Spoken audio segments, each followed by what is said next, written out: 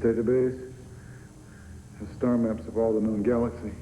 I don't recognize a single system. The space family Robinson has trouble on an interplanetary mission, and as a result, they're lost in space. An adaptation of the hit 60s TV show, one of 5 new movies, including an Oscar winner and a documentary about rock stars Kurt Cobain and Courtney Love, that we'll be reviewing this week on Siskel and Ebert. I'm Roger Ebert of the Chicago Sun-Times. And I'm Gene Siskel of the Chicago Tribune. Our first film is Lost in Space, and I never saw the TV series, so if this movie contains any campy references to it or in-jokes, I didn't get them. As for the rest of the film, it bored me, say for part of the conclusion involving a father and son speaking across generations.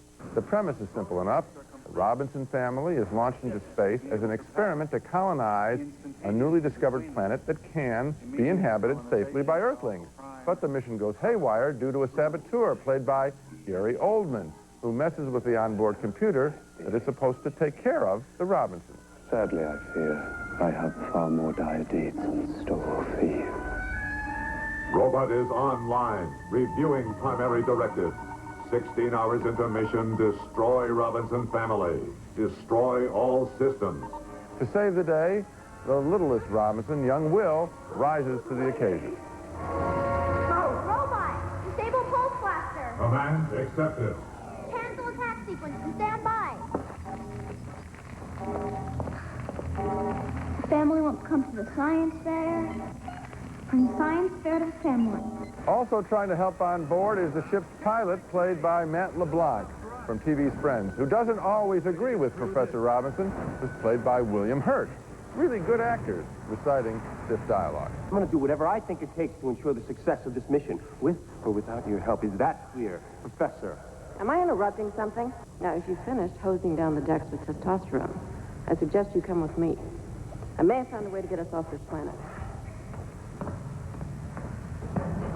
Well, Tell me about it.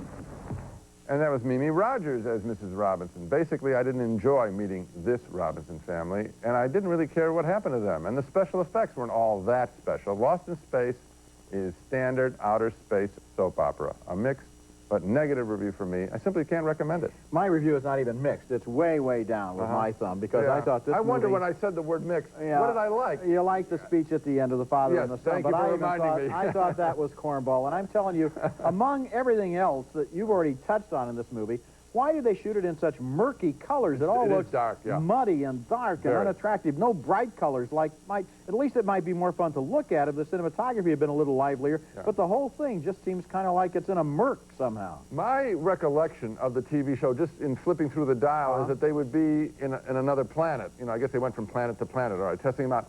And it would be interesting if this movie followed something like that format, where they're in the planet and... All right, how do you deal with a slightly different planet? It's like the original Swiss Family Robinson, where they land somewhere and they try to use whatever they can find and whatever they can make in order to get the conditions of life. Instead, this is just all space battles and lots of explosions and really dumb stuff. And located basically roughly in one set, the ship. I mean, that's right. Did they cheap it out? Oh, boy. I think they did. Okay, next movie. Our next movie is a...